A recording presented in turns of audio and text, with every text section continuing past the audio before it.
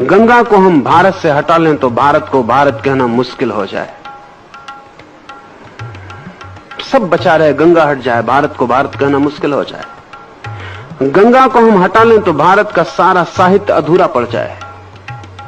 गंगा को हम हटा लें तो भारत के न मालूम कितने ऋषियों के नाम खो जाएं। गंगा को हम हटा लें तो हमारा तीर्थ ही खो जाए, हमारे सारी तीर्थ की भावना खो जाए।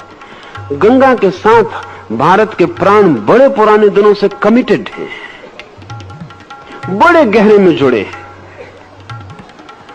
गंगा जैसे हमारी आत्मा का प्रतीक हो गई है।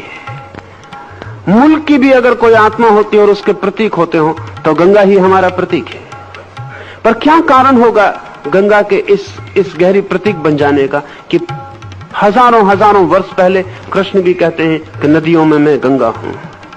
गंगा कोई नदियों में विशेष उस अर्थ में नहीं है। गंगा से बड़ी नदियां हैं, गंगा से लंबी नदियां हैं, गंगा से बड़ी विशाल नदियां पृथ्वी पर हैं। गंगा कोई लंबाई में, विशालता में, चौड़ाई में किसी दृष्टि से कोई बहुत बड़ी गंगा नहीं है, कोई बहुत बड़ी नदी नहीं है। ब्रह्मपुत्र है और अमेज़न है और ह्वांगहो है और सैकड़ों नदियां हैं जिनके सामने गंगा फीकी पड़ जाए। पर गंगा के पास कुछ और है जो पृथ्वी पर किसी भी नदी के पास नहीं है। और उस कुछ और के कारण भारतीय मन ने गंगा के साथ एक तालमेल बना लिया। एक तो बहुत मजे की बात है कि पूरी पृथ्वी पर गंगा सबसे ज्यादा जीवंत नदी है, अलाइव। सारी नदियों का पानी आप बोतल में भर के रख दें, सभी नदियों का पानी सड़ जाएगा, गंगा भर का नहीं सड़ेगा।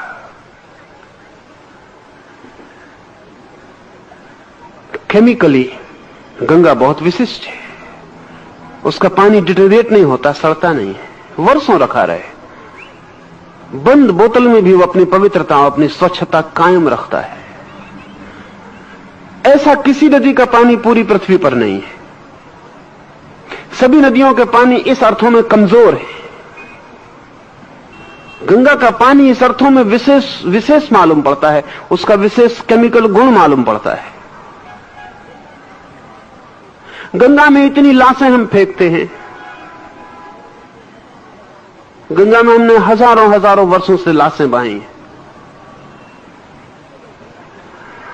अकेले गंगा के पानी में सब कुछ लीन हो जाता है, हड्डी भी। दुनिया की किसी नदी में वैसी क्षमता नहीं।